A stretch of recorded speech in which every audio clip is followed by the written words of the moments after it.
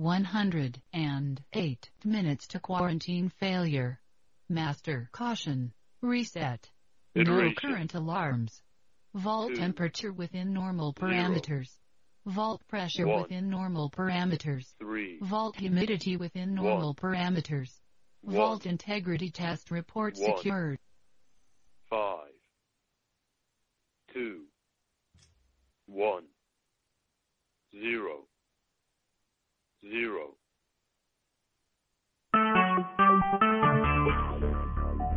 Talk show. We'll do it live.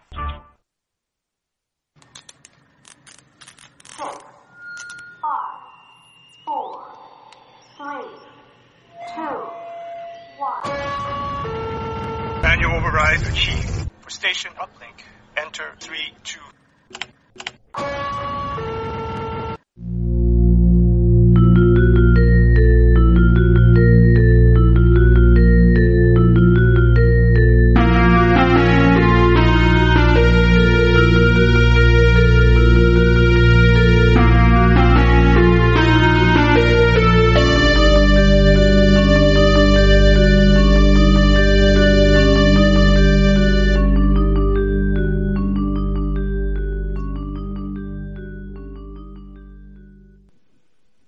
Hello, I'm Sergeant Drano, and you're listening to a communication from Station 7, or The Door.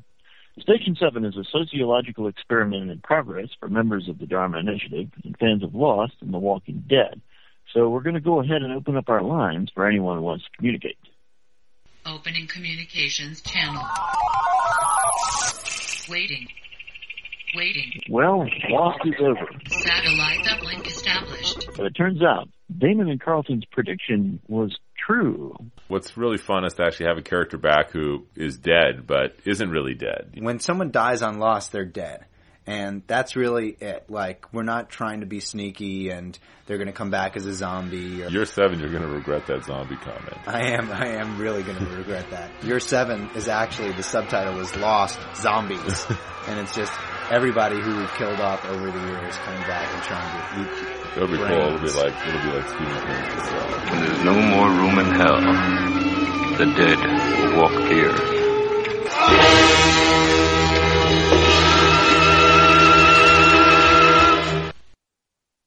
So today we're going to react to episode 40 of the hit series on AMC, The Walking Dead. The title of the episode is Internment. We'll rate the episode, give our initial thoughts, critique things a bit, and follow that up with the Walker of the Week, the Roger Award, and our survival scenario. Next, we'll make some predictions for what we think might happen next. These predictions will be spoiler-free and will not make any reference to the comic book series that The Walking Dead is based on. Finally, we'll compare and contrast between the TV series and the comics in our 3-minute spoiler section. So without further ado, let's get to it. First, a word from our sponsors. This week's episode is sponsored by the amazing Chinese shovel. Think it's just a shovel? No! It slices, dices, digs, picks, parries, pliers, screws, hammers. It's the only tool you'll ever need. Much more than a shovel. It's the amazing Chinese shovel. Okay, let's see who we've got on the board Incoming for tonight. transmission from Methodic John. Hey, Methodic John, how's it going? It's going great. Fantastic. How's the weather your way? The weather's cold. I think we have a new sponsor, by the way. Oh, do we? I didn't know if you guys had heard. A bow and arrow company reached out to us. So I think maybe next week we might have a new sponsor. We have to see if we can. It's the amazing Chinese archery gear. I think is. We'll have to. I have to check the exact name. What kinds of stuff can it do?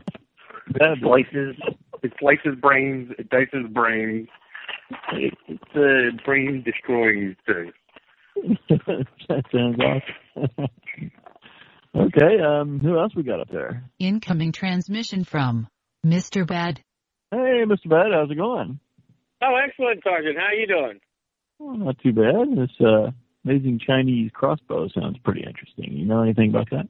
I do not, but I'm not surprised that they have expanded their repertoire to many other amazing devices. The Chinese shovel is truly amazing. It is that. Okay, well, you guys ready to get into it? Ready, sir. Okay, let's roll on this thing with whatever that thing is that we pressed.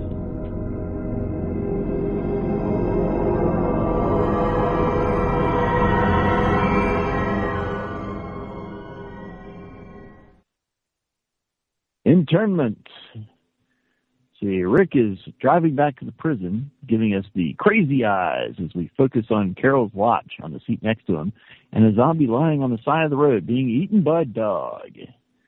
Back at the prison, Herschel, Glenn, and Sasha struggle to intubate expendable Henry, who is choking on his own precious bodily fluids. They succeed and then have a short council meeting in favor of spaghetti. Herschel and Glenn make their rounds and find a dead, expendable Jacobson. Glenn starts to knife him in the brain, but Herschel stops him, insisting they do it away from the other sick people so they aren't bothered. Sophia, too, interrupts him, but Herschel orders her to go read Tom Sawyer and drink some tea. Afterwards, Herschel admits he hasn't had to put down any of the dead sick people yet himself. Jacobson starts to revive, and Glenn does the deed. Herschel meets Maggie at the entrance to A block. Maggie's upset because Glenn was supposed to meet her, but Herschel tells her Glenn is just resting. Maggie wants to come in, but Herschel forbids it. Herschel tells Maggie to hold it together a little longer, and their friends will be back with medicine. Maggie heads off, and we see that Glenn is looking pretty bad. Outside, Maggie does her best all alone to keep the zombies off the fence. Rick arrives back at the prison. Maggie gives him a status update and asks about Carol. Rick tells Maggie the truth, that he banished her. Maggie agrees with Rick's decision. Rick meets with Carl and gives him some fruit leather. Carl is eager to help, but Rick insists that he stay inside. In A block, Herschel checks on Dr. S. He's in bad shape and insists that he's a lost cause and that Herschel should focus on the people he can still save. Dr. S shows Herschel where he has hidden some guns in case the dead revive as zombies unexpectedly, and advises Herschel to keep all the doors shut. Herschel insists on examining Dr. S. Dr. S reveals that he has started to bleed from his nose, mouth, and eyes. Herschel continues his rounds, and a guy falls out right in front of him and hemorrhages to death. Other sick people come out to see, but Herschel tells them to get back in their cells. He takes the dead guy away from view close to the entrance, and after covering the guy's face with a sheet, stabs him in the head. Rick is on the other side of the glass and gives Herschel a pep talk about how good he's doing. And Herschel tells Rick he still believes in God, and Rick tells Herschel about Carol. Herschel heads back in and finds Sasha collapsed unconscious. As he is tending to her, we see another dead sick person reanimate. Outside, Rick and Maggie fight the zombies at the fences, while inside, Sasha revives thanks to an IV. She thanks Herschel for being stupid. Herschel checks on the father and son in another cell, and the father shuts the door and claims his son is sleeping and doesn't need to be examined. Elsewhere, Glenn realizes expendable Henry is not breathing. He tries to administer CPR, but soon collapses in a fit of coughing and choking. Sophia, too, sees Glenn in distress and then sees the intubation guy start to reanimate. She yells for Herschel as a female zombie stumbles out of a different cell, moving in to attack. Zombie knocks Herschel to the ground as Herschel yells for everyone to stay in their cells. Immediately, a woman and the guy with the sleeping son come out of their cells. The guy has a gun and takes aim on the zombie as the woman drags the zombie off Herschel, but the dude's sleeping son revives as the zombie comes up behind him and bites the guy's arm. He fires, and Rick and Maggie hear the shot outside.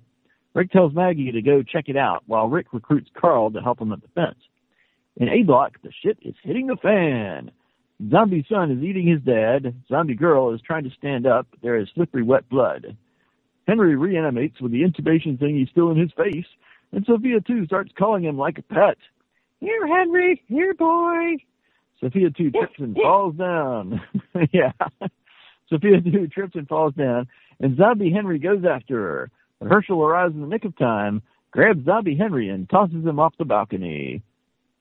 Herschel shoves Sophia, too, in a cell with another little kid and tells them to stay put. Next, he finds Glenn, who is asphyxiating on his own precious bodily fluids. Herschel tells him to hold on and then runs to Dr. S.'s cell, but Dr. S. is a zombie and grabs at Herschel through the bars. Herschel snaps one of the doctor's arms and stabs him through the eye with his knife. He goes in and grabs the guns that the doctor had stashed. Meanwhile, Maggie is trying to break into A block with an axe, but the door is tough. Finally, she shoots out a window. Outside, Rick and Carl are buttressing the outer fence, but it suddenly gives way, and zombies start pouring in.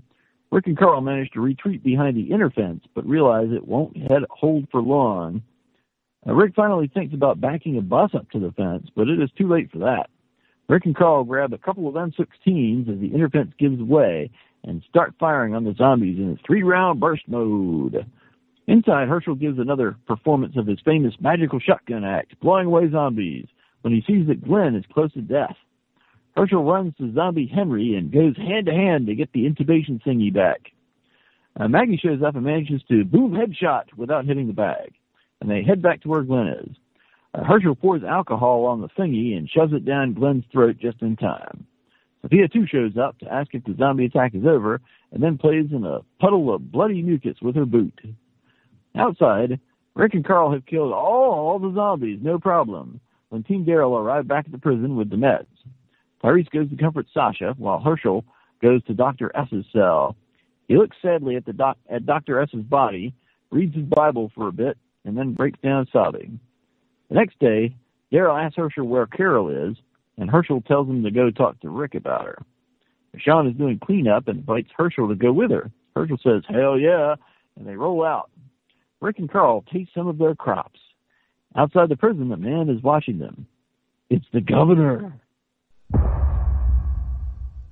So, what did you guys think of this episode? How many stars did you give it besides John? I gave it 7.5 stars. 7.5. It's respectable. Get the governor back. And by the way, I think you missed something in the recap. Oh, what? I feel like the guy Expendable. What is his name? Henry. Henry, yes, Henry. Yeah. When he has the gun, he is about to shoot a walker. But what I believe happened was when his son bites his arm, he misses and he fires at the non-dead person woman and kills the non-dead person woman. Right? I looked at that scene again, and I saw it when he bites and when the thing shoots, but I couldn't really see if the bullet hit anything at all. And then when Maggie is hacking at the door with an axe, we see that other woman kind of run up to where the door is, and at first I think that she's going to let Maggie in, but then apparently she doesn't, because she doesn't. And then I don't see her anymore. So I don't think that the other woman got shot by that dad, but all right, I'm going to check the footage, sure. and I'll report back later. Okay, that sounds good. Meanwhile, Steve, what would you give this episode out of 10? I thought it was awesome. It might be one of my top 5 favorite Walking Dead episodes.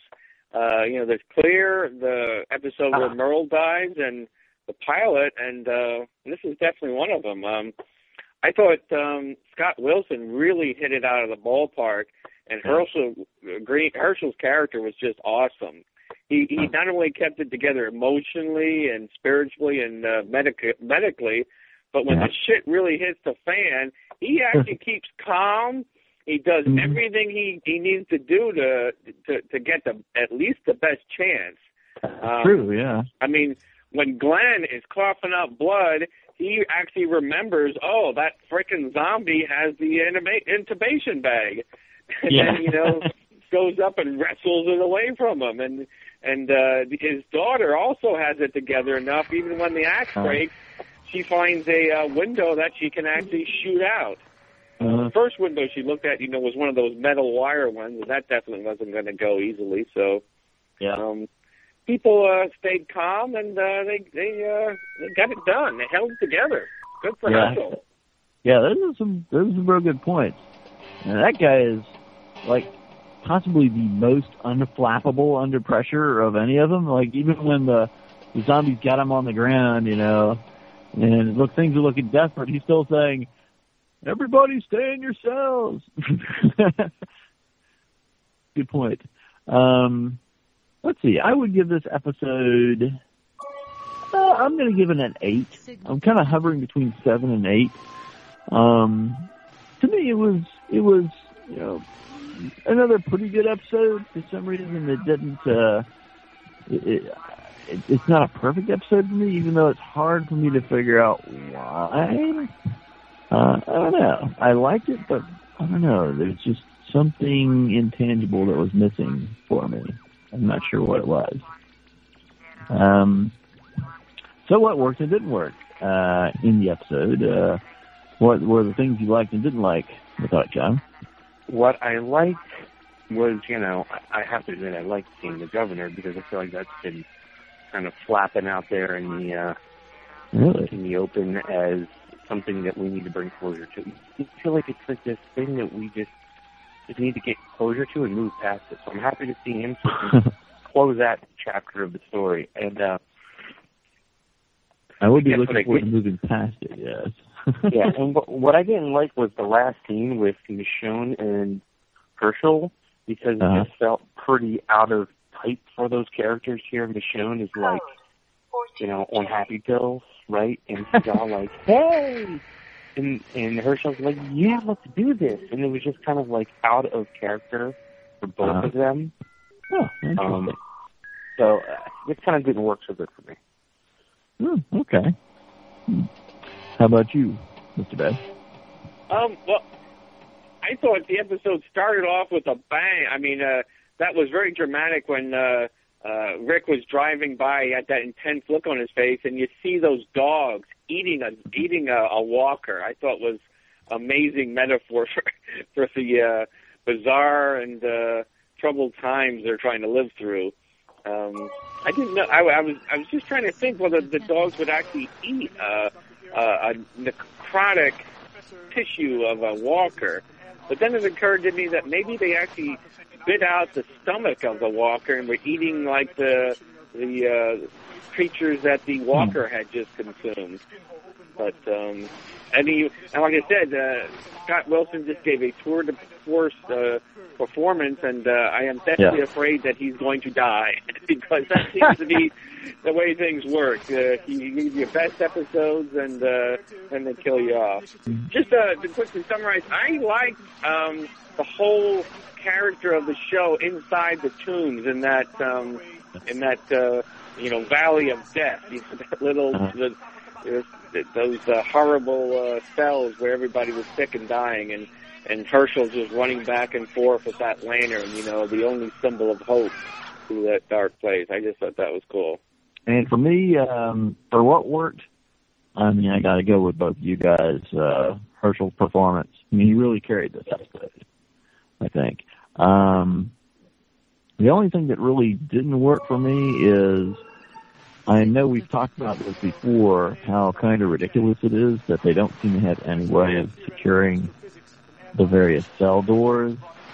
And you'd think, in this isolation ward that they've created, where, anybody could die at any time and turn into a zombie, you'd think that'd be pretty,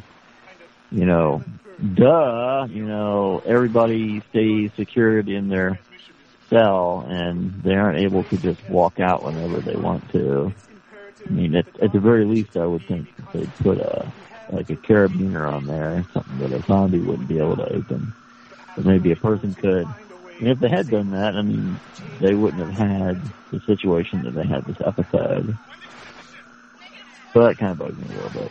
I was going to say, I agree with that. I feel like, I don't mean to ramble too much, but I just feel like there's some simple common sense things that you think people would be doing to be proactively protective of their environment.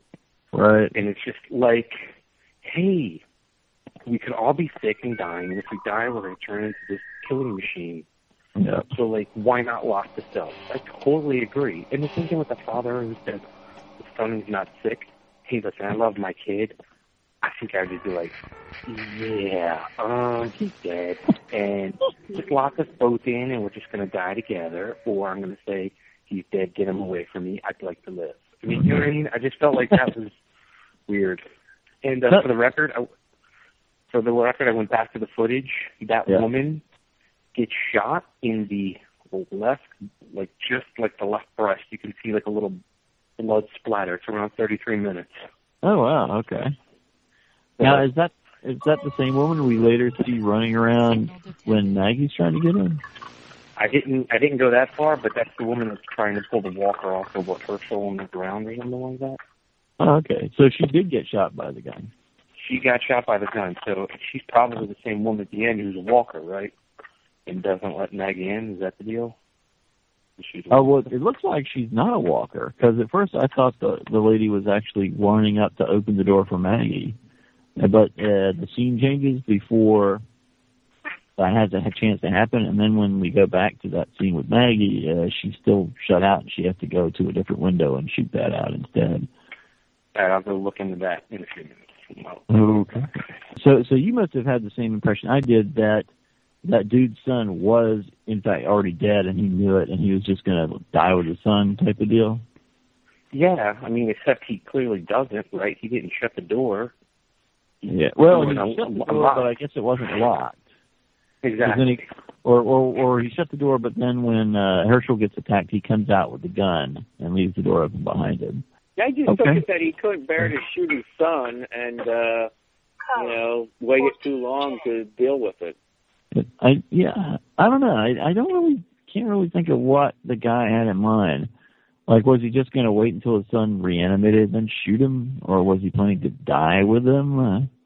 I guess we'll never know, and I guess it's not that important. Smartest, dumbest. Who did the smartest thing in this episode, and what was it? And who did the dumbest thing in this episode, and what was that? Let's have it, John. Rick and Carl, smartest. Realizing that you have an awesome stash of guns and using it. Smartest thing. Dumbest thing, Herschel for not taking the guns from the doctor and getting Rambo on the situation earlier in the process. Yeah, you'd think that if you've got somebody who's obviously not really exhibiting any symptoms still, and it's Herschel, never did, you would go ahead and arm that person, because you never know when something's going to kick off. Especially if you don't lock the doors. How about you, Mr. Bad? What's your smartest thing? I'm going to just chime in with both of you, and I say I agree about the dumbest being Herschel not packing a weapon.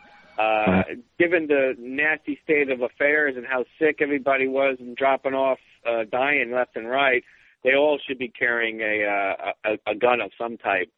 And I really, really was hoping he'd be packing one on that, the gimp leg of his, like he was when they had the governor meeting. But I really, for Herschel's sake, I hope he still has that gun there, because I have a feeling later, early in the next episode, he's going to wish he had a gun. But well, usually he does have a gun. Usually he does, but he didn't this episode. No, and I'm really afraid that he didn't carry one when he got into the Jeep with Michonne. But smartest just generally was, like you said, Herschel staying cool and calm and collected. I thought, and I thought the biggest point was him retrieving the intubation bag for Glenn. That was really, touch and go situation. But definitely the dumbest is what you guys said about Herschel not packing a gun, and they all should be packing a gun, considering how many they have. Right. Yeah. My smartest. Just to clarify, one second, right? Just to clarify, walkers cannot shoot guns, right? You don't have that as a certified behavior. Right. As far as we know, that's something we've never seen. Okay, cool. Yeah. Just check. They don't seem to know how to use complex tools. We've seen them use things as clubs, but we haven't seen them operate anything complex.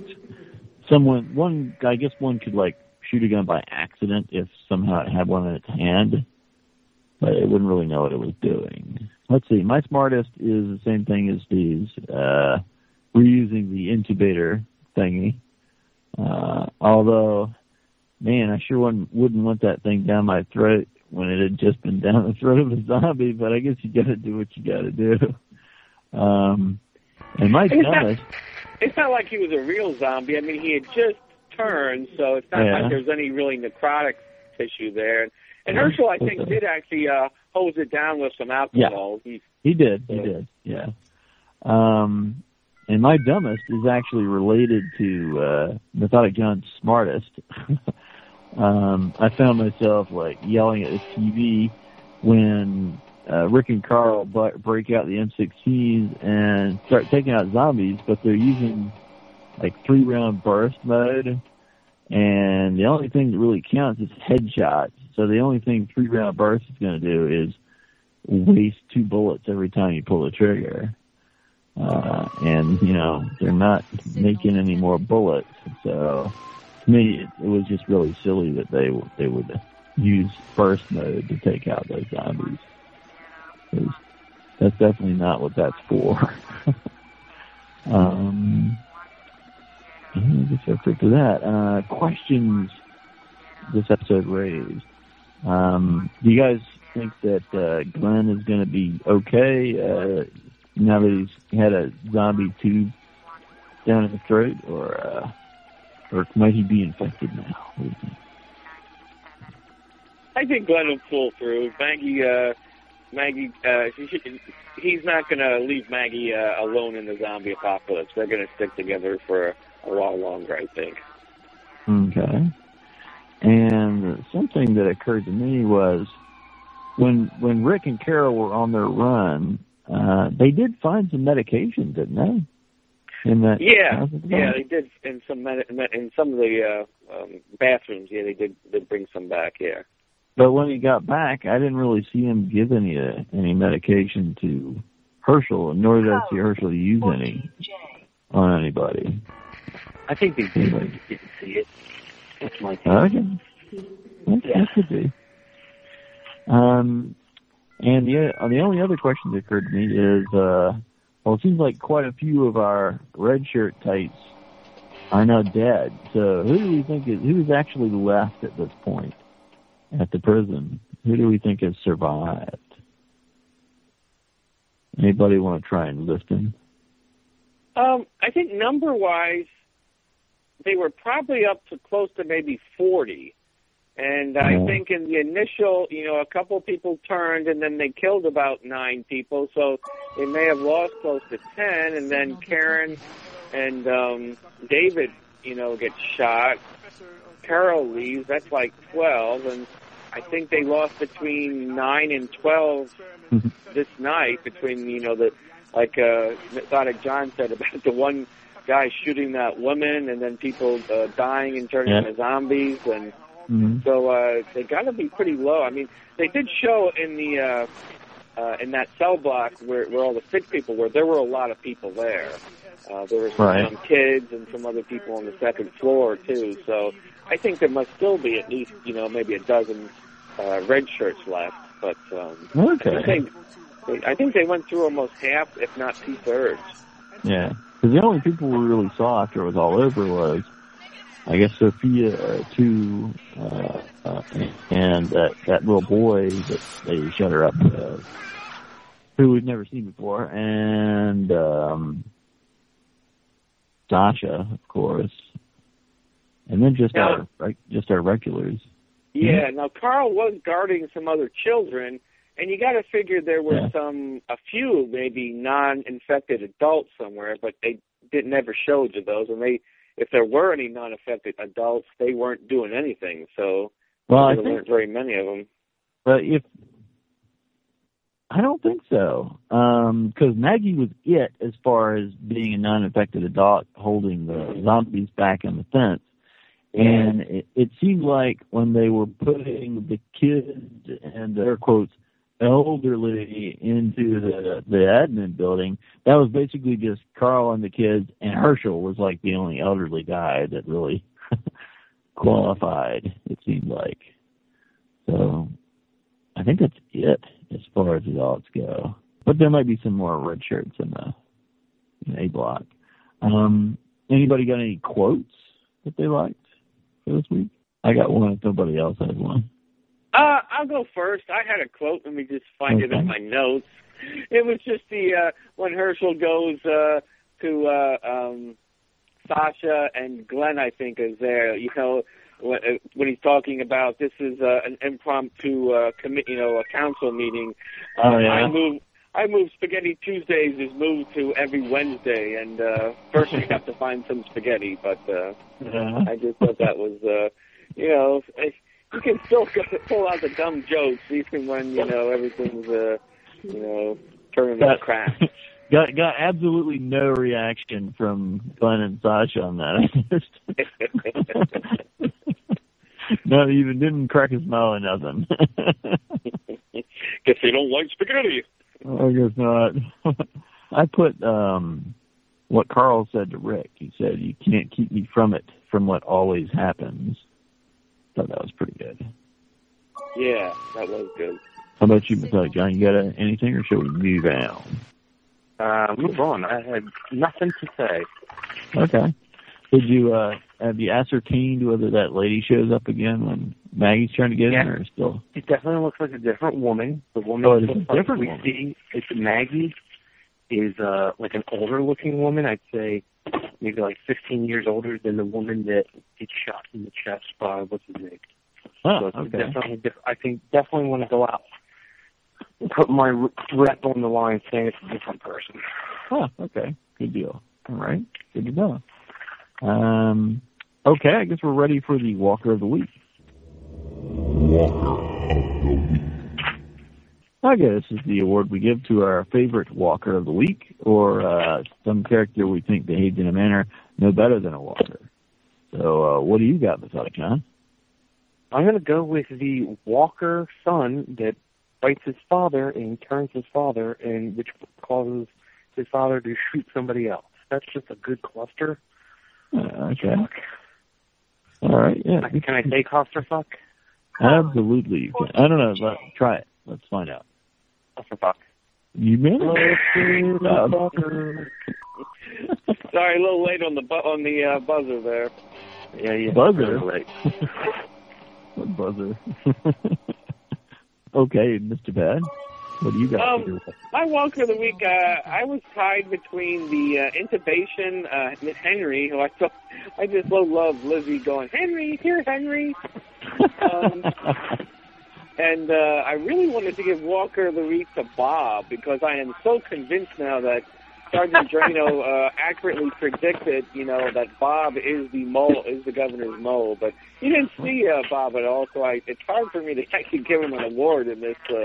Oh, we saw him. He gave some medicine to Glenn. Oh, that's right. At the end of the episode, yeah, he does the injections. Yeah. Okay, so I'll give it to Bob. I think you're exactly right. I think we're giving medicine to Glenn. He's a turncoat, and he's just. The only reason he's given medicine is because Daryl basically threatened to, cut his balls off if he didn't, if anybody died. So. Hey, maybe he's not giving Glenn medicine. Maybe he's injecting booze into him. Okay, I'm going to give my award to Jawless Zombie. There was after Rick and Carl shot all the zombies in the yard, and they're finishing off the ones that are still moving around some. There's one zombie that has no jaw that they killed. That looks really cool. I don't know if you guys saw. All right, let's go into the Roger Award. Roger! And there's a lot to get done before you can afford to lose me. Roger. We got this, man. We got this by the ass. Roger, move! Let's go, baby. You all right? Perfect, baby. Perfect. Roger! Roger, watch it! Steady! Whoa!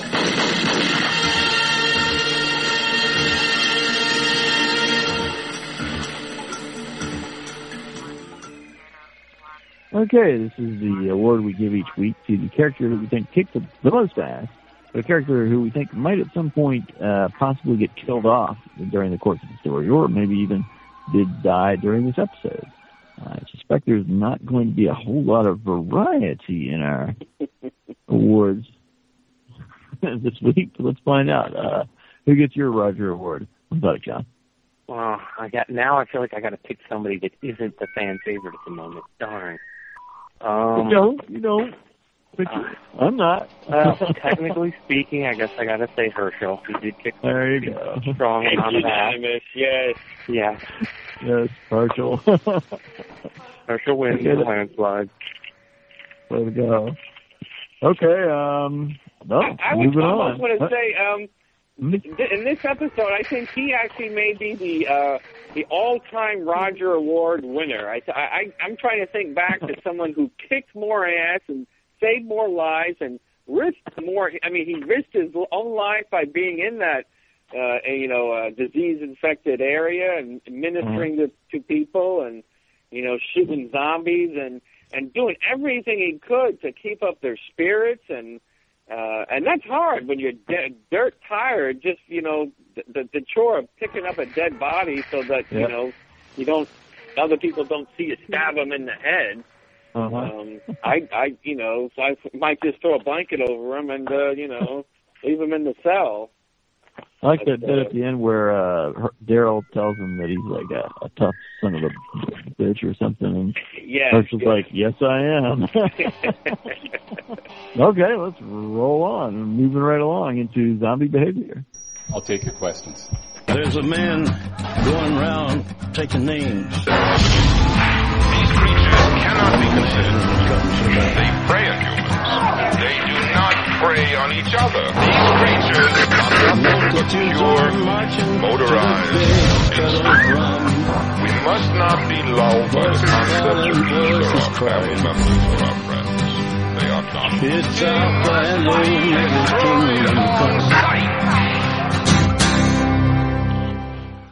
Okay, the only thing I've really got for this section is apparently zombies have a poor sense of balance when they're on slippery, wet blood.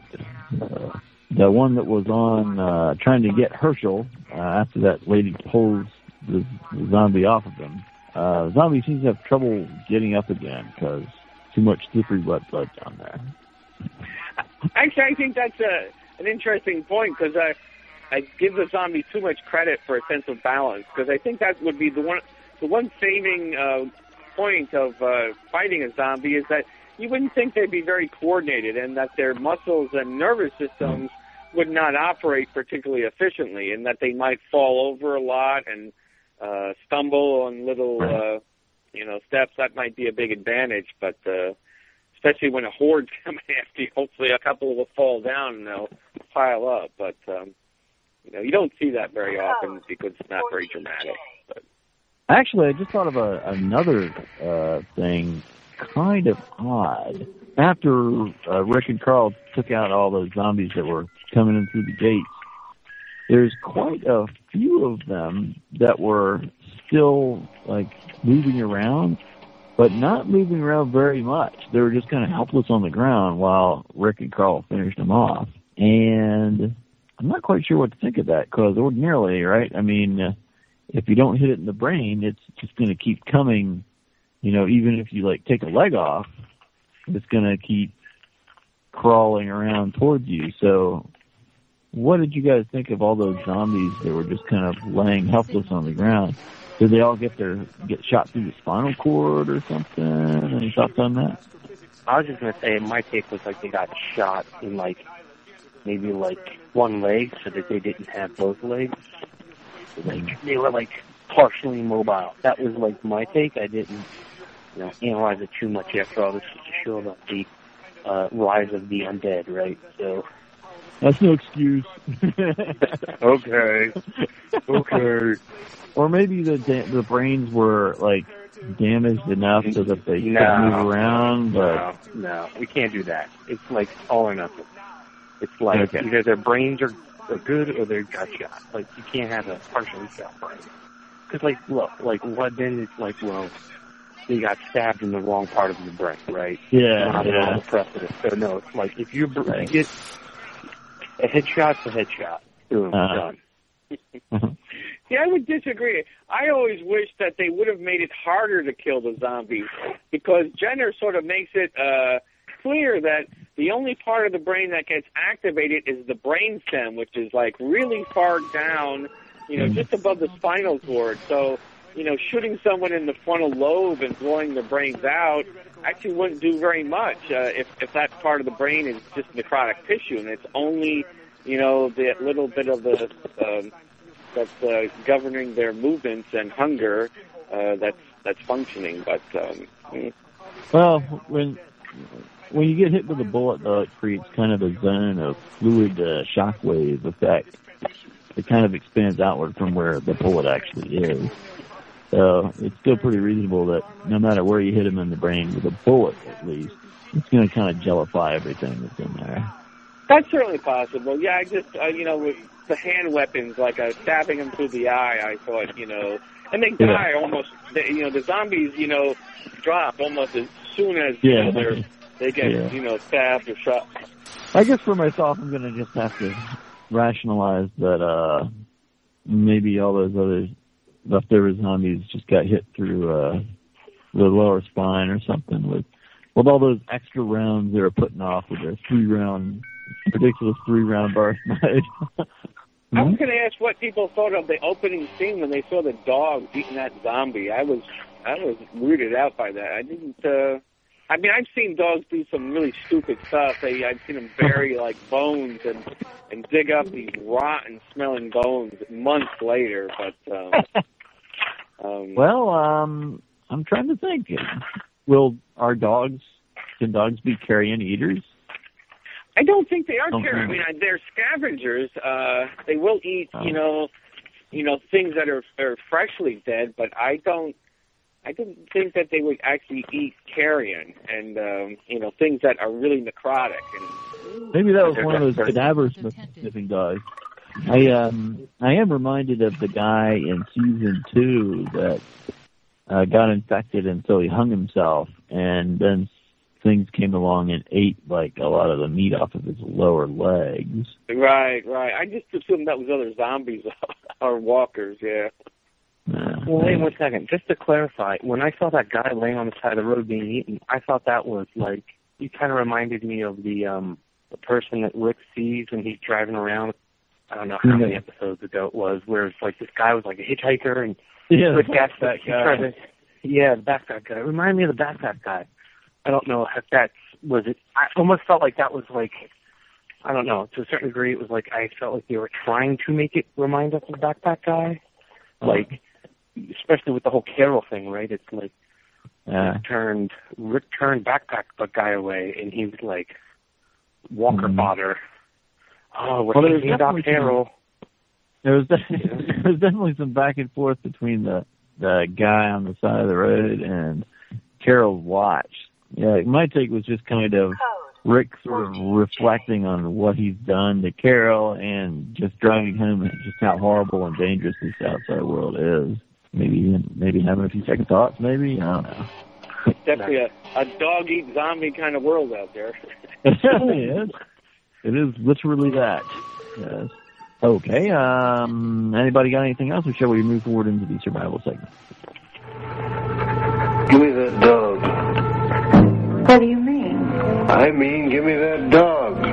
What are you going to do with him? You can't open the door to let him out. The bomb's liable to go off. The dog's got to go. We're going to need every bit of air to breathe ourselves. After a while, we'll be laying on the floor to get fresh air. But he's just a little dog. He doesn't breathe. We can't have him here. No. Dog's got to go. Don't you touch him. Wait a minute.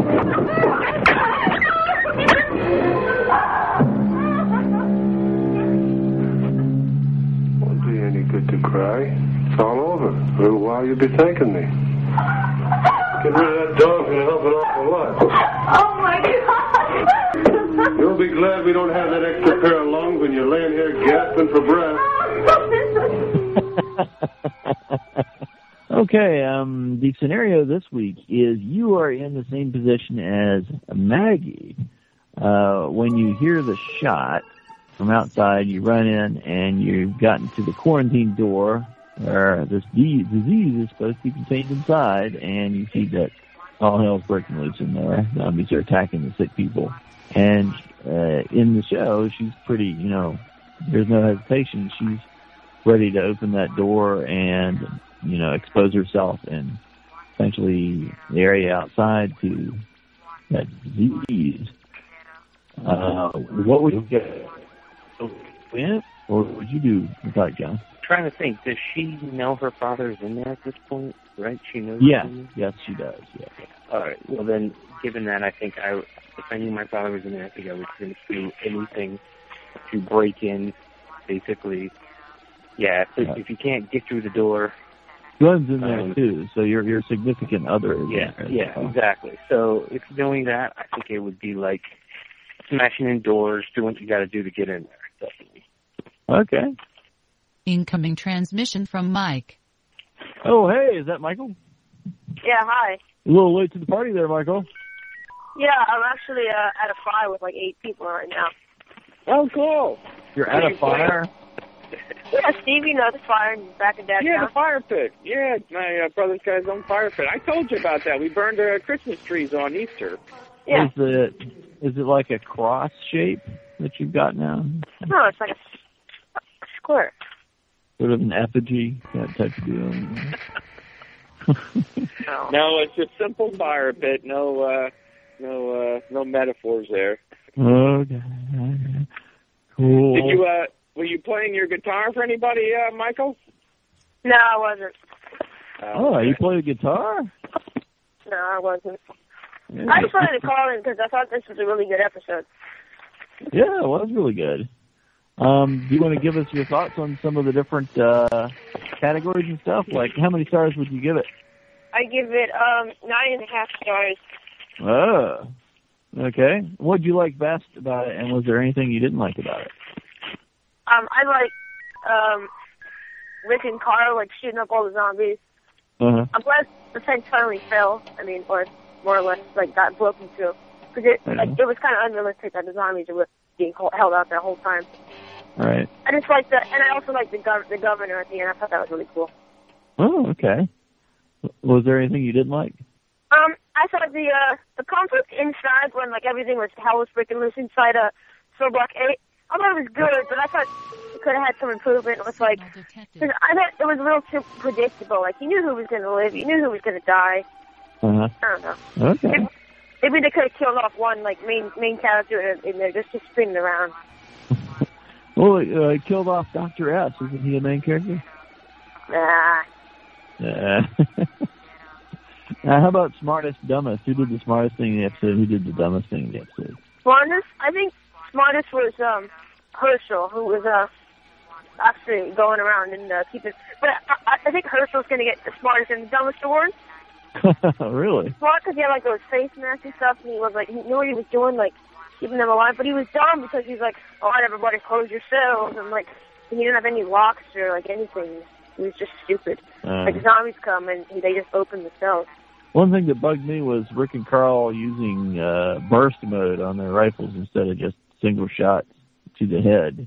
It's better than fully automatic. Yeah, but what's even better than that is single shot. Were there any questions raised in this episode that you thought were raised in this episode? Any mysteries or unanswered issues?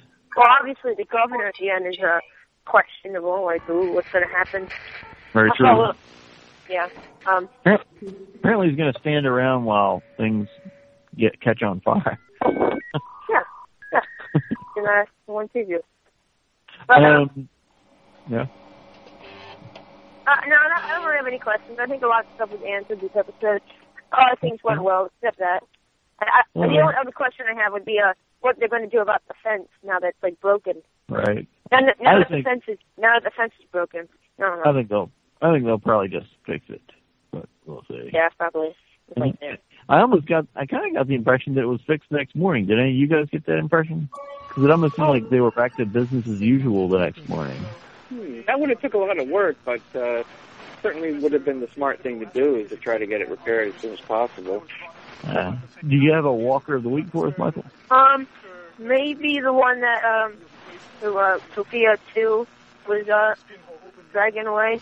You know, not dragging, but like luring. Calling to? Henry. Like, here, Henry.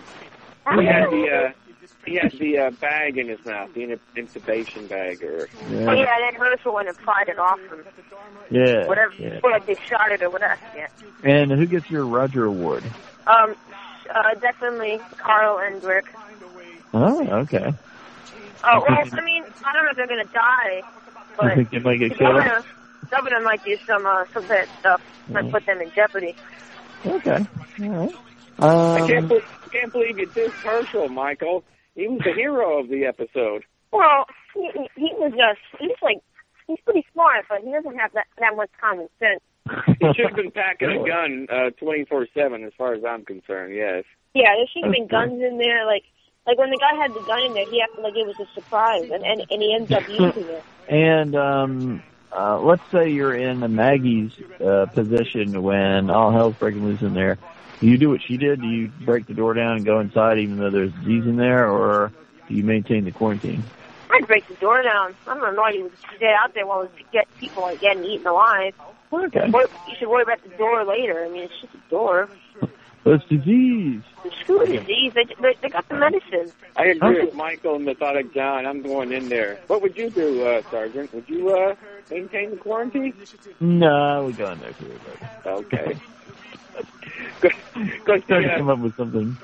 You know, as a hero of John Locke, I can't see how you could, prevent yourself from opening that quarantine door. You have to use a trebuchet. I'd have to build a trebuchet to break the door down. It might take a little while. Okay, I guess we're ready to go into predictions. So let's do that. The Dharma Initiative called it the lamp. This man and his team created a series of equations which tell us with a high degree of probability where it is going to be at a certain point in time. Event window determined. Extrapolating sound and vision. Okay, this is the section where we each give a prediction for something that we think is going to happen at some point, preferably by the end of the season. So, John, what you got for us? You got a prediction for us? Herschel's gonna die. And Mr. Bad, what's your prediction? Oh, I agree with Methodic John. I think I predicted last week that Herschel was going to die, but I sort of intimated that he was going to die being a hero and die of the disease, and that was obviously wrong. But with the governor there and him and Michonne going out, I think it's highly likely that he's going to have a very, very dramatic death scene. I would think. Some, maybe involving torture or something, but I'm going to jump on I'm going to piggyback on Sergeant's prediction from last week when he predicted that Bob was the mole, and I think that's 100% correct, and that's going to come out, if not the next episode, certainly the one after that, but probably the next episode. Okay, so you're piggybacking with me or with Methodic John? Well, I said that Herschel was going to die last week, so and I admitted that I was saying that he was going to die from the disease, but I think we carry on enough that it's basically something's going to happen before the end of the season. So I'm going to forget that I went out on a limb and was too specific, and just say.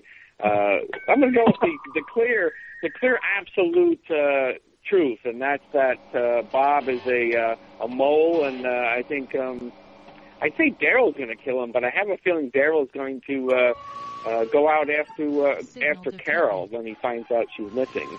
Daryl's okay. You're all over the map. What are your predictions, Ben? Your prediction this week is that Bob will be revealed as the mole. Okay. And I think that actually explains some of his underlying motivation when he went for that gun when Daryl threatened his booze, because anybody who was 100% committed to staying in the prison, even if they were an alcoholic, alcoholics beg and do anything for booze. I wouldn't. They may not kill them. They may not commit suicide. And I think pulling a gun on Daryl is sort of suicidal if you intend on living with him. So I really think that showed his inner hostility to the whole prison crowd. Okay. All right. Okay. Michael, what's your prediction this week? My prediction is that the government is going to shoot someone up, and it's most likely going to be Michonne. He's either going to wound her or kill her. Well, if he's either going to wound or kill Michonne, then he's definitely going to shoot Michonne as opposed to somebody possibly Michonne. So you want to just go with the governor will shoot Michonne and wound or kill her? No, because I might be wrong, and I don't want to be wrong. So I'm going to say anybody, preferably Michonne. Well, then you might as just well say the governor will shoot anybody. Well, what if it's Michonne? Then I might get more... Okay, fine, I'll say that. You guys say the governor will shoot somebody by the end of the season. That's weak. Well, I mean, I think he's going to shoot someone. Going to shoot somebody by the end of the season. I think he's going to shoot someone of the prison in the next episode. And my prediction is, I think basically one of the things that Mr. Bad started to say, I'm predicting that Daryl is going to go looking for Carol, leave the prison and go looking for her by the end of the season. I just had an observation. You know, I was bemoaning that Herschel was not packing a gun, and that he has one strapped to his leg that he forgot about. And Michonne doesn't usually carry a gun, and she obviously had her katana when she went into the Jeep. I'm just really afraid that they're leaving the prison with all those walkers that they want to burn, and none of them have a weapon. I mean, other than the katana, and that's going to put them at a big disadvantage if the governor shows up, I think. Now, that does bug me a little bit. You're right. Michonne doesn't usually carry a gun, and normally Daryl only carries that crossbow. And you think the sensible thing would be that everybody would at least have a pistol on them, even if they normally use this other. Yeah, I would say they would have at least, some sort of melee weapon and a pistol. There's no reason not to carry that, Oh, you got to carry a pistol. Yeah, I would think so. Come on. It's not like Shane's shotgun or something. Right, yeah. I hadn't really thought that about Michonne lately, but for some reason that has bugged me about Daryl lately. For some reason I've noticed that more. It's like, oh, that's a pretty cool crossbow, but you shouldn't at least have a pistol. I don't think Daryl will have a pistol. I think he's just going to keep his crossbow. And if you just heard a giant, click, because I dropped my phone. Okay. We heard that. Well, I mean, I wouldn't have him get rid of his crossbow, but in addition to that, I think everybody should at least have a pistol on him, just in case. Because, I mean, that crossbow does not load very fast. But he's pretty accurate with it. Yeah, but like... Then again, the governor can, kill, 18 people with 15 bullets. But 42 minutes to quarantine failure. It kind of reminds me of back in season 3 when they had that summit, and while they were waiting for the governor to show up, the governor's men show up in a truck with 4 guys in it, and Daryl is covering the truck as it drives up with his crossbow. But I mean, if that's 4 armed guys in a truck, and Daryl's got him covered with a crossbow with 1 arrow in it, he's dead meat. Okay, you might get 1 guy, but they're going to take you out because there's no way you'd be able to load fast enough. So to me, it's just a no-brainer that he should also have. Yeah, I mean, the crossbow's probably not even going to pierce the window, so they just got to stick their automatic guns out the window and start, spraying them. Yeah, yeah. What if Michonne gets in there with her sword and cuts them in half and then cuts their heads off? Remember she cut that guy's head off? That was pretty cool. Well, she could try that, but what if they have one of those Chinese shovels and they could hold it out the window like a shield? Yes. Deflect the sword. A katana is a nice weapon, but it's not good for in-close fighting. A Chinese shovel is a great weapon for that. That's right. In-close trench fighting, I have a shield and a shovel and the sword and all that stuff. Yeah. Just some advice. When you hit that guy with the shovel, don't go for the stomach because the shovel can sometimes get stuck up under the rib cage. You want to go for the neck, right? The neck's a good choice. Yeah. That Chinese shovel, it's got that edge that can slice and dice tomatoes, so it can certainly cut an aorta. That is slices, dices, picks, plucks, berries, pliers, screws. Have you seen that video, Michael? What, you mean the commercial? No, I just hear it say, now for our... You should go on YouTube one of these days and do a search for Chinese military shovel, and you'll get to see what we're talking about. It's pretty amazing. It's a real thing. Okay, I think Dad wants to say something. Okay. Sure. Okay. Yeah, come on there. The governor's not going to use human warriors anymore. He's going to use zombies as his army. Oh, okay. Zombie army from the governor. Okay. So he's like been zombie warriors, like with shows. He's been studying ways of controlling the zombies all this time, so now he's got it down to a science. Remember when he drove the, well, he didn't do it, but like they drove the car in with all the zombies. I was wondering, this is like kind of a stupid question, but remember when they drove that car in, like through the fence and it knocked down the gates and all the zombies came out of it? Yeah. Yes. Did they shoot the driver of that thing? I know the driver jumped out and ran off. Yeah, and the driver was wearing a lot. It looked like some bulletproof gear, like yeah, it looked like he was wearing. He was like covered in like duct tape and Chinese shell, like all that stuff. Yes. Okay, shall we go into the spoiler quarantine? Bring it on. All right. Initiating spoiler quarantine. Anybody got any spoilers? Just that there's supposed to be a lot of flames in next week's episode, which is called Live Bait. A lot of governors standing around or sitting near something. Standing around like buildings on fire, and you're just standing there like, I'm a badass person. Looks a little bored. All right, and then I guess you guys haven't heard the other thing, huh? Oh, what's No, what?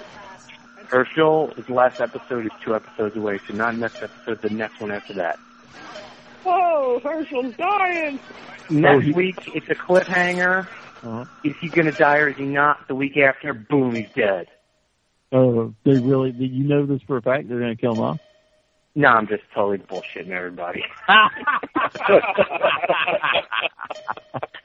Yeah, me going. Had me going too. Buck Jones got connections. You might know something. I could tell you guys were like, are you sure? For real? Really? Does anybody know what the title of the next episode is? Live Bait. Live Bait. So we're finally dropping the I titles, huh? Yes, this was the last of the I titles. Oh, you mean, did they have I titles for like the entire season? 4 in a row? Let me see. Infected, Isolation, Indifference, Internment. Yeah, all but the first episode of the season. First episode was 30 days on an accident, and it's not like iCarly, where like every single episode name began with like a lowercase I. Yeah. That would be amusing, except they never actually show titles on the show. So you'd have to see it written on something, I guess. I never knew that about iCarly. I feel so much smarter now. Wow. I don't watch it anymore. That was like 5 years ago. I don't even know what it is. I don't either. What is it? What? Whatever it is. Something we're way too old for. It's something that's not a Walking Dead spoiler. All right. 15 seconds to quarantine failure. 14, 13, 12, 9, 8, 9, 7, 6, 5, 4, 3, 2, 1. 5. Man, that was some major spoiler action. Oh my I would God. strongly advise listeners, don't listen to I'm set for the next 3 episodes. I don't even need to watch them. Yeah, that's right. Now we know even where to download the next 3 episodes. Secret illegal downloads from Ukraine. Do you guys do that, or what? Do what? Download the episodes that you can do like those summaries and stuff. No. It was funny, when you guys were talking about lowercase, I was just thinking of E.E. Cummings, because I know he was a poet who wrote in lowercase without punctuation. But I guess you were talking about E.E. Cummings. That's because he's, like, lazy. Mr. Bennett, what are you doing? You're talking about stuff that was revealed in the spoiler section. Oh, no! I should have mentioned that E.E. Cummings is writing and starring in the next episode. Yes. At least I didn't tell about how he uses the flamethrower to destroy the prison. Well, I think that was partially revealed in the preview, right? He destroys the part of the prison that looks like a town hall or something. Yes. Signal detected. I'm just wondering, does anybody want to predict how the governor's going to create such destruction? Will he have a flamethrower? I got this down. Remember that? And, I think we're kind of out of the spoiler section, so I don't know. Never mind. Oh, it's a spoiler. I can give us another 3 minutes. We can spoil away. No, I don't really got anything serious. Okay. I was actually going to say, like, for a real prediction, I think that he's going to, you know how they have, like, all those ammo boxes just, like, precariously sitting there? Yeah. And those 2 boxes that Rick and Hurt, I think he's going to use those in some way and just, like, light fire to that one building. I don't know how he's going to do it. It's going to involve those ammo It's going to involve the ammo catches, though. I guarantee you. Incidentally, that was kind of a weird place to store your guns. Like in a outside, box? kind of sitting in a box. Like, wouldn't they get really messed up whenever it rains? I was thinking the exact same thing, yeah. Well, maybe they have lids, like, what if the lid doesn't work, then, like, you're screwed? Yeah, I mean... Everybody knows they should have them hidden in caches. Yeah. Oh, yeah, the underground stuff. Outside the prison, in every direction. 8 miles out. What if it soaks in the ground and gets it all wet? Yeah. Makes it rust. We gotta dig holes in, like, the concrete in the prison. Put ammo catches in there. Yeah, like that pistol that Rick found in the yard, right? Yeah, it's a pretty distant idea. Never mind. Well, that's pretty much all I got. Anybody got any closing thoughts before we wrap it up and call it a day? Nope, I don't know. Well, I can't wait till the cliffhanger and Herschel's death, the following episode. I'm really excited. Yeah. Now you got to edit that out, man. You got to edit that out. What do you mean? You know, I think many of us have predicted Herschel's death, and a cliffhanger is not any surprise. No. Let's see. I was about to make another prediction, but I'll save it for next week if I remember what it is next week. Go ahead, put it in now. I can always take it out and put it in next week's episode. I think that Herschel's going to survive the whole season. Oh, you do? Oh, I do. Well, that's certainly one you can wait till next week, because if he dies in the next episode, you won't be wrong. Yeah, there you go. I got one more question to ask you guys. I was not particularly happy to see that the governor's back, ooh, because I thought it was a pretty stupidly portrayed character last season. So, how are you guys feeling about that? I mean, Without a Gun said he was happy to see the governor coming back so we could move past him, but I can't even really get excited about that. I kind of wish that he would just stay gone at this point, because I think they really botched his portrayal last season. But what do you guys think? What are your thoughts on the governor without a gun? Are you excited by this? I think I said it before. It's just not having read any of the other source material for this show. I can't say I don't like how he's portrayed. All I can say is definitely found him annoying, and I feel like it's a dumb plot line. I don't know why it's so hard to kill this guy. Why he isn't dead already. It just doesn't make any sense, so let's just end it and get past it and see what else they've got in store for the crew. I mean, frankly, listen, I just don't understand why nobody goes to a fucking island, right? How many islands are there? There's little islands off, like, the coast of, like, any major city, you know? Like a little port or something. Yeah. There's like a million better things that like they're not thinking long-term strategic. They're just like staying still in like just dumb. So yeah, let's move on. Hey, wouldn't it be cool if next week the cold open has the governor in it, and then right before the theme starts, he gets killed? That would be great. With the trebuchet. That'd be amazing. What are your feelings about the governor, Steve? Are you excited that he's coming back? Do you still find the character compelling at all, or what are your thoughts on it? I'm very excited he's back. I thought they actually might. I was afraid they might make us wait much later into the season, and I was really shuddering if they would have another cliffhanger and move his fate into the following season. So I'm sort of agree with Methodic John. I'm glad that he's appearing early enough that it's almost assured that we'll see some finality to the character. In my opinion, I was actually fairly happy with his portrayal, although I was really, really dissatisfied with the last, episode of the season. That really, fell flat. I thought it fell flat mostly because of technical reasons. It would have been really exciting to see some of those scenes they set up. Mm-hmm. The scene maybe with Andrea struggling to survive against a Walker Milton. Right. More scenes in the tombs of the Woodbury people, fleeing in horror of the noise and the walkers and our heroes shooting them down and stabbing them in chaos and darkness and fear.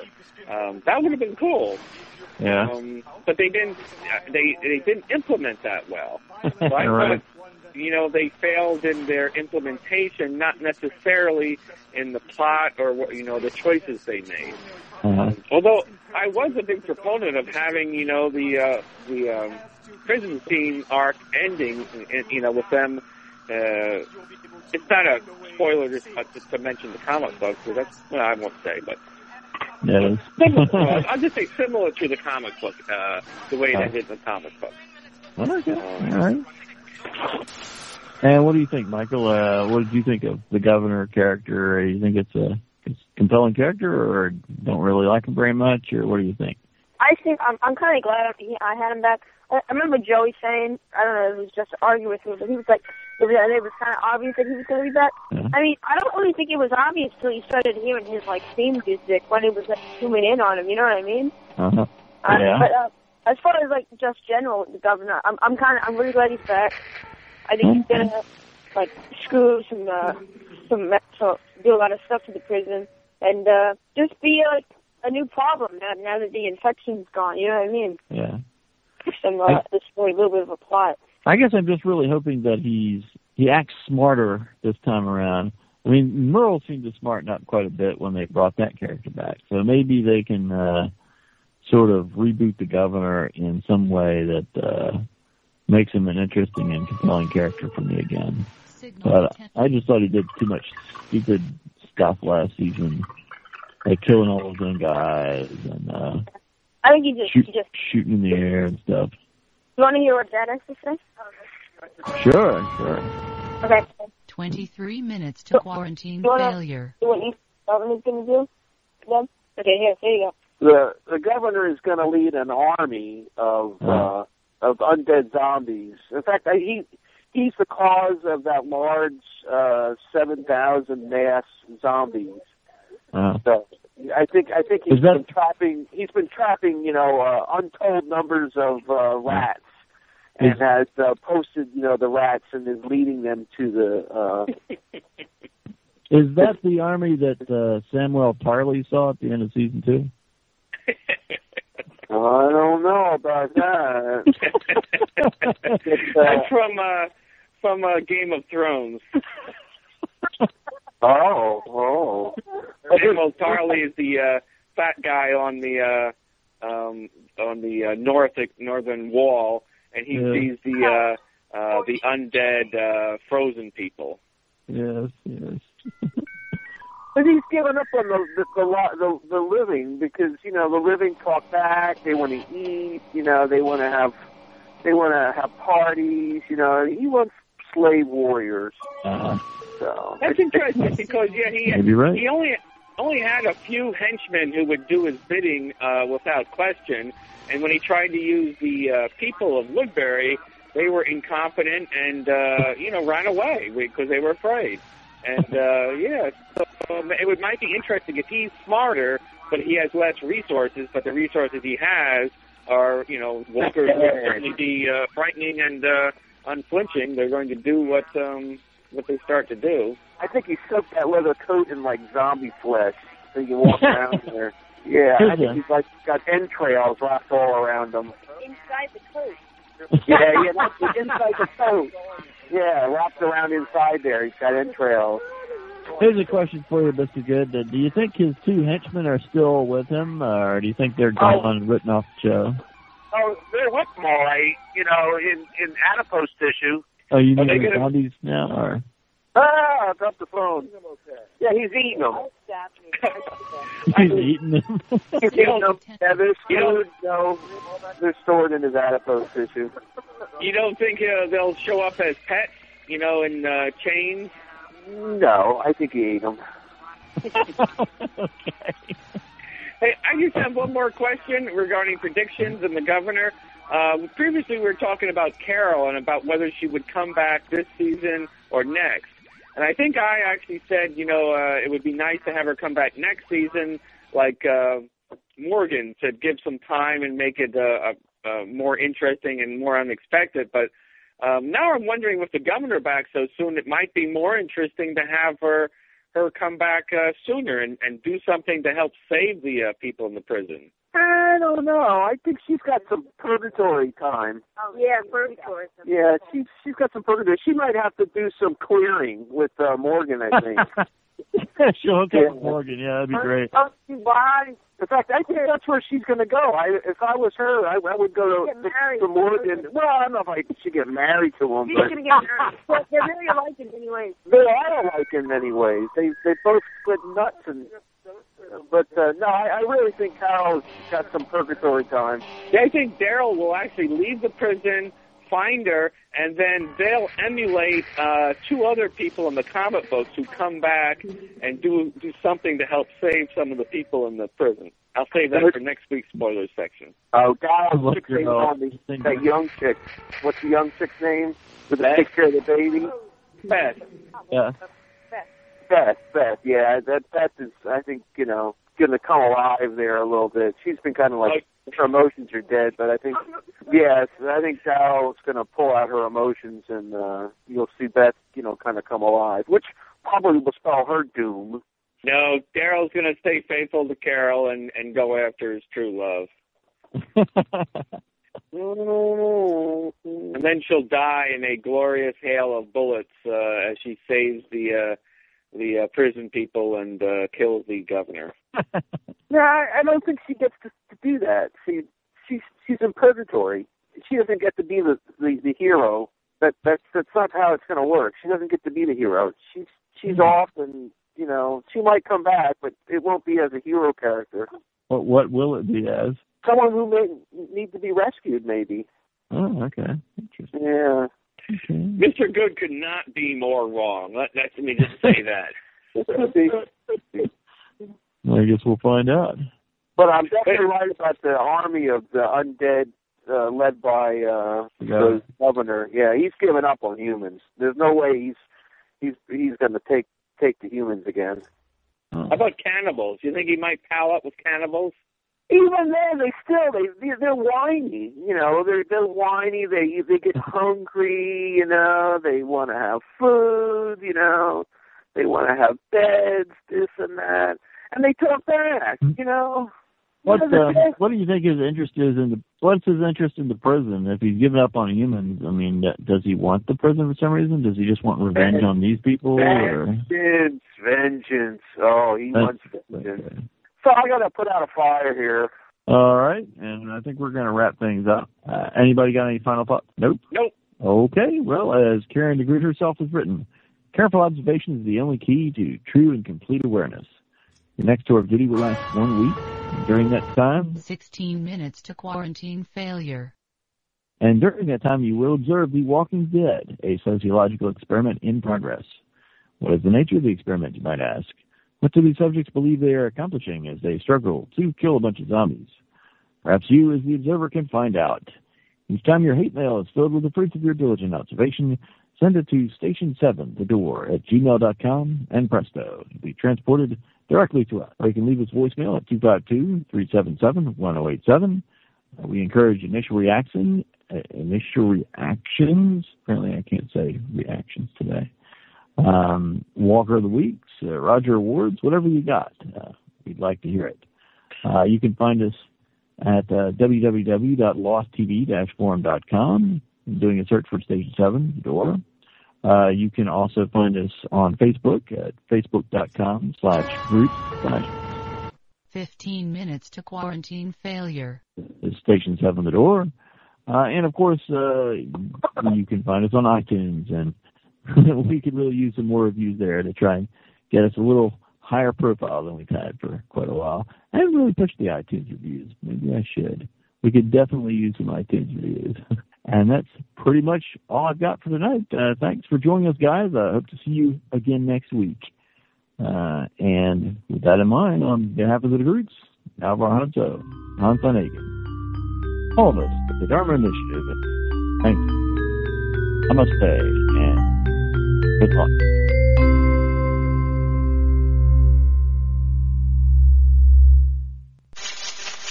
Mr. Bad Robot. Call recording has been completed. Goodbye. Well, it looks like my internet crashed, so that means the episode's over.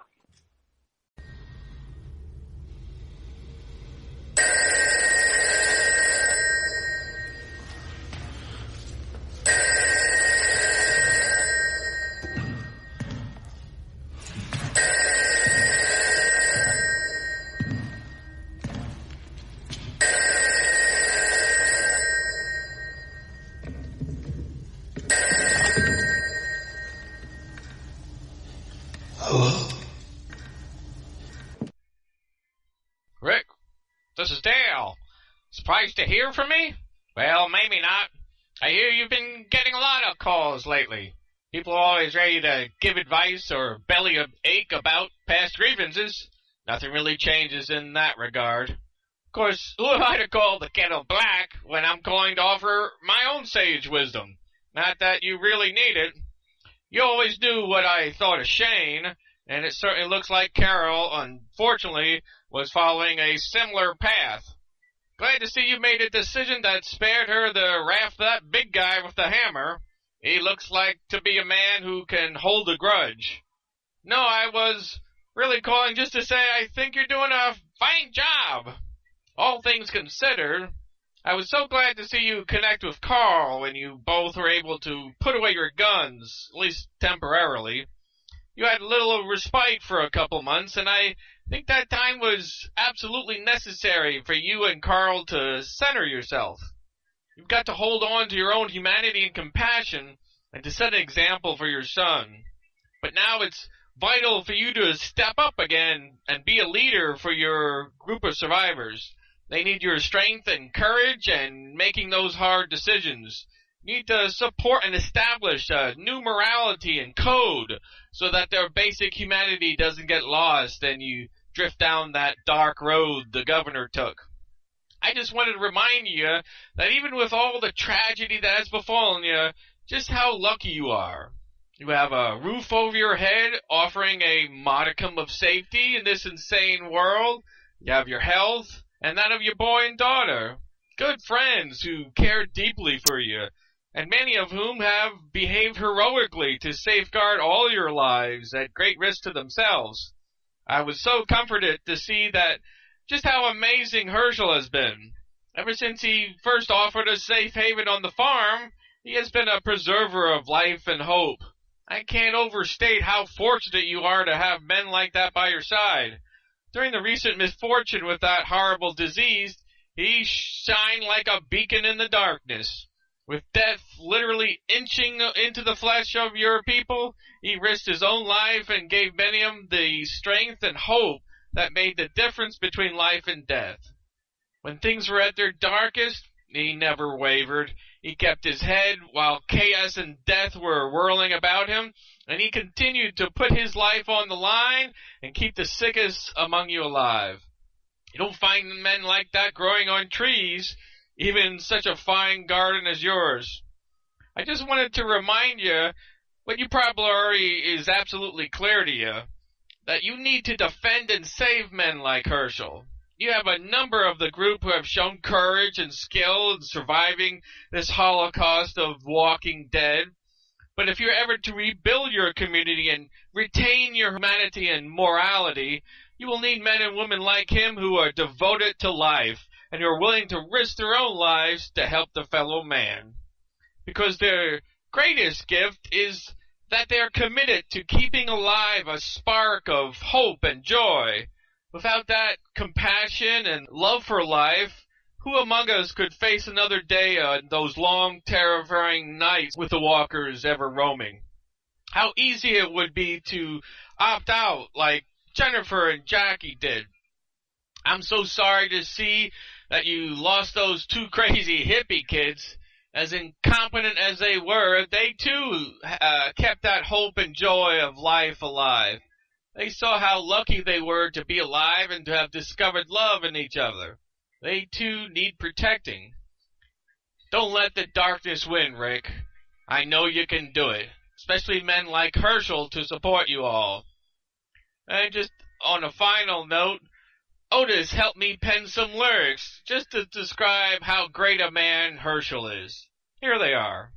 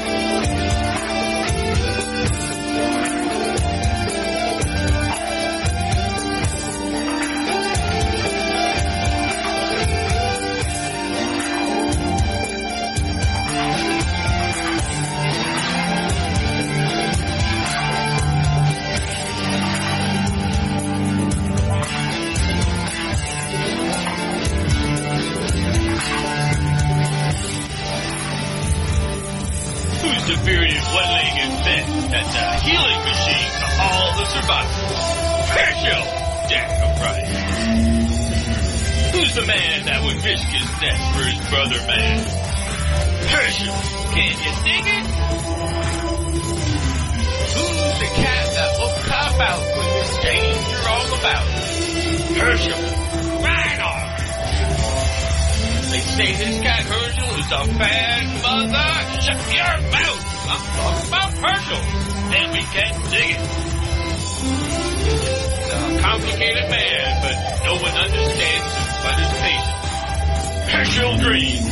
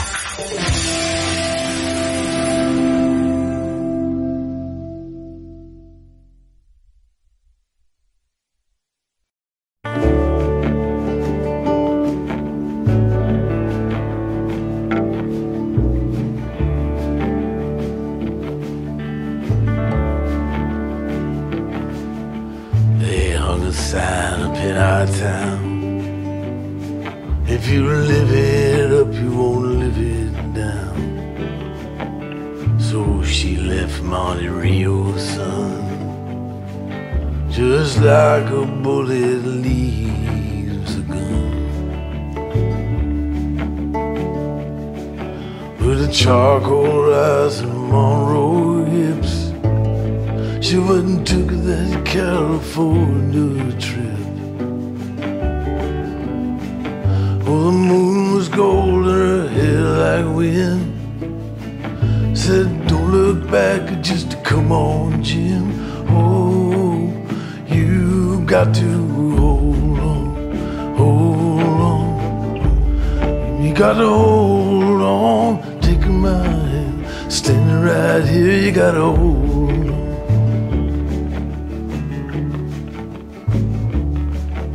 Well, he gave her a dime store watch and a ring made from a spoon. Everyone's looking for someone to blame. And you share my bed, you share my name. Well, go ahead, call the cops. You don't meet nice girls in coffee shops. She said, baby, I still love you. Sometimes there's nothing left to do. Oh, but you got to hold on. Baby, gotta hold on and take my hand. Standing right here, you gotta hold on. Well, God bless your crooked little heart. St. Louis got the best of me. I miss your broken China voice. How I wish you were still here with me. Oh, you build it up, you wreck it down, then you burn your mansion to the ground. Oh, there's nothing left to keep you here. But when you're falling behind in this big blue world, oh, you've got to hold on.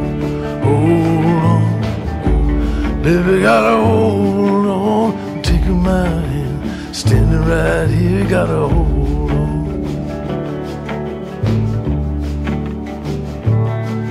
Down by the Riverside Motel, it's 10 below and falling. By a 99-cent store, she closed her eyes and started swaying.